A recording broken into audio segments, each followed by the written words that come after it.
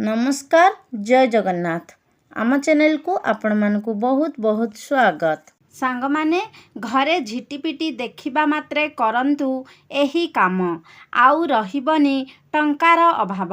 सांग माने एही जीवन रे बंचिबा पाई टंकार आवश्यकता रहिछि आउ वास्तु अनुसारे गोटे घरे वास करिबा पाई किछि वास्तु उपचार मध्य रहिछि। वास्तुर दोष जदि लागी रहे तेबे घर को माता लक्ष्मींकर प्रवेश होई न थाए। घरे सर्वदा कलह अभाव लागी रही थाए। आज आमे जानिबा किछि वास्तु टिप्स। घरे जदि झिटिपिटी देखंती तेबे करंतु संगे संगे एही कार्यटिकु निश्चिंत रूपरे आउ रहिबनी आपणक पाखरे धनर अभाव। हाँ सांग माने आम आख पाखरे थिबा जीवजंतु घरे धनर वर्षा करिथांती। माता लक्ष्मी को घर को आणंती। साधारणतः घरे झिटिपिटी देखिला मात्रके आपण ताकू छू छू करी ओड़ेई देइथांती। हेले झिटिपिटी भी आपणक भाग्य बदलाई पारिब। आपण जानती कि झिटिपिटी उपरे एही गोटिए जिनिस पकाइबा द्वारा आपणक घरे होइथिबा धनर आगमन आपणक घरे थिबा आर्थिक अभाव सबुदिन पाई दूरेई जाइथाए। आपणक घरे सुख समृद्धि सौभाग्य वास करिथाए एवं एहा सहित जदि आपणक घरर कौनसी वास्तुदोष थाए ताहा मध्य दूरेई जाइथाए। सांग माने प्राय सबु समय रे झिटिपिटी अधिकांश घरे देखा जाइथांती। आउ किछि लोक माने झिटिपिटी देखिला क्षणी डरी जाती किंतु सेमाने अज्ञानता थांती कि जेउ झिटिपिटी को देखि भयभीत हेउछंती सेई झिटिपिटी आमर केते कार्य आसीपारे। एवं बहुत लोक एपरि अछंती जेउ माने झिटिपिटी की अशुभ बोली मध्य भाबी थांती हेले एहा अशुभ नुहे। सेही झिटिपिटी तांक पाई बहुत शुभ होइथाए। शास्त्र रे मध्य झिटिपिटीर महत्व वर्णना करा जाइछि।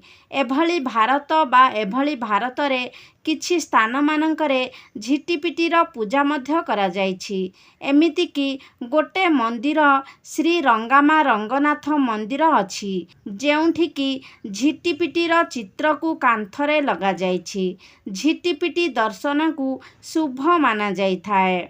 सांग माने आज आमे आपण मानकु झिटिपिटीर संकेत संबंध रे कहिबाकु जाउछु।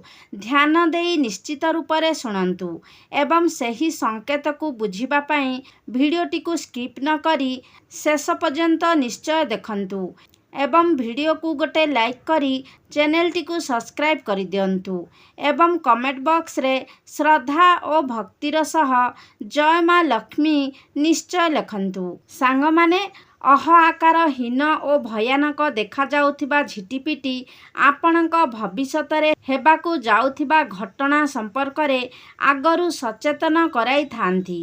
एही झिटिपिटी आमकु ईश्वरंक प्रदत्त संकेत देइथांती। आमे एहा आगरु जानिछे एवं प्राचीन कालरू पुराण शास्त्रर वर्णना अनुसारे भगवान एही प्रकृति बा जीवजंतु मनुष्यंक पाई ही बनाइछंती। आउ एही प्रकृति बा जीवजंतुंक द्वारा मनुष्य को भगवान संकेत देइथांती। सेथिपाई एही झिटिपिटी द्वारा मध्य मनुष्य को किछि संकेत मिलुथाए। आज आमे जानिबा सेही विशेष संकेत विषय। एहा मध्य आमे पूर्वरु जानिछे कि झिटिपिटी केउ अंगरे पड़िले कौन प्रभाव पड़ी थाए। सांग माने प्रथम संकेतटी हेउछि भोजन करुथिबा समय रे आपणको झिटिपिटी जदि देखा जाए तेबे एहार अर्थ हैला आगामी दिन मानकरे आपणको शुभ समाचार मिलिबाकू जाउछि। निश्चित रूपरे आपणकर कौनसी कार्य रे निश्चित रूपरे सफलता प्राप्त हेबा एवं आपणक घरे कौनसी शुभ कार्य हेबार संभावना बनुछि। एबे आसंतु जानिबा द्वितीय संकेतटी। जदि दुईटी झिटिपिटी एका संगे देखा जाती ତେବେ ଆପଣଙ୍କର ପୁରୁଣା ସାଙ୍ଗ ସହିତ ବା ମିତ୍ର ସହ ଦେଖା ହେବାର ସମ୍ଭାବନା ବନୁଛି। ଯଦି ଆପଣଙ୍କ ଘରେ ଦୁଇଟି ଝିଟିପିଟି ଝଗଡ଼ା କରୁଥିବାର ଦେଖାଯାଆନ୍ତି, ତେବେ ବୁଝିଯାଆନ୍ତୁ ଆପଣଙ୍କ ଘରେ କୌଣସି ନା କୌଣସି ପ୍ରକାରର କଳି ଝଗଡ଼ା ହେବାର ସମ୍ଭାବନା ବନୁଛି ବା ଆଗାମୀ ସମୟରେ ଆପଣଙ୍କ ଘରେ କୌଣସି ପ୍ରକାରର କଳହ ଦେଖା ଦେଇପାରେ ବା ଆପଣଙ୍କ ଘରେ କୌଣସି ବି ପ୍ରକାରରେ ଅଶାନ୍ତିର ପ୍ରବେଶ ହୋଇପାରେ। ଏବେ ଆସନ୍ତୁ ଜାଣିବା ତୃତୀୟ ସଂକେତଟି। ଶାସ୍ତ୍ରରେ ମାନ୍ୟତା ରହିଛି କି ଦୀପାବଳି ଦିନ ଝିଟିପିଟି ଦେଖିବା ଦ୍ୱାରା ପୁରା ବର୍ଷ ଲାଭରେ କଟିଥାଏ। ଏହାଦ୍ୱାରା ଶୁଭ ସଂକେତ ହିଁ ମିଳିଥାଏ। ଯଦି ଝିଟିପିଟି ଆପଣ ଦୀପାବଳି ଦିନ ଆପଣଙ୍କ ଘରେ ଦେଖନ୍ତି, ତେବେ ଏହା ଅତ୍ୟନ୍ତ ଶୁଭପ୍ରଦ ହୋଇଥାଏ। ମାତ୍ର ଆଜି ଆପଣଙ୍କ ଝିଟିପିଟି ସହିତ ଉପଚାର ସମ୍ବନ୍ଧରେ କହିବି। ମାତ୍ର ଆଜି ଆପଣଙ୍କୁ ଝିଟିପିଟି ସହିତ ଉପଚାର ସମ୍ବନ୍ଧରେ କହିବି, ଯାହାକୁ କରିବା ଦ୍ୱାରା ମାତା ଲକ୍ଷ୍ମୀଙ୍କର ଅପାର କୃପା ପ୍ରାପ୍ତ କରିବେ। ଆପଣଙ୍କ ଘରେ ଧନ ଧାନ୍ୟ ସୁଖ ସମୃଦ୍ଧି ସବୁକିଛି ଲାଭ ହେବ ଏବଂ ଏହା ସହିତ ଆପଣଙ୍କ ଜୀବନରେ ମଧ୍ୟ ନୂତନ ପ୍ରକାରର ପରିସ୍ଥିତି ସୃଷ୍ଟି କରିବ।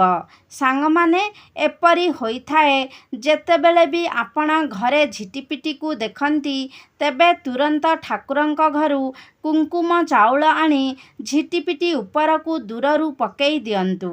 ଏମିତିକି ଯେଉଁ ଚାଉଳ ମନେ ରଖନ୍ତୁ ଅରୁଆ ଚାଉଳ ଏବଂ ତାହା ଖଣ୍ଡିତ ହୋଇନଥିବ, ସମ୍ପୂର୍ଣ୍ଣ ରୂପରେ ଭଲ ଥିବ, ସେହି ଚାଉଳ ହଳଦୀ କୁମକୁମରେ ଗୋଳା ହେଇଥିବ, ଯାହାକି ସର୍ବଦା ପୂଜାରେ ବ୍ୟବହାର କରାଯାଏ।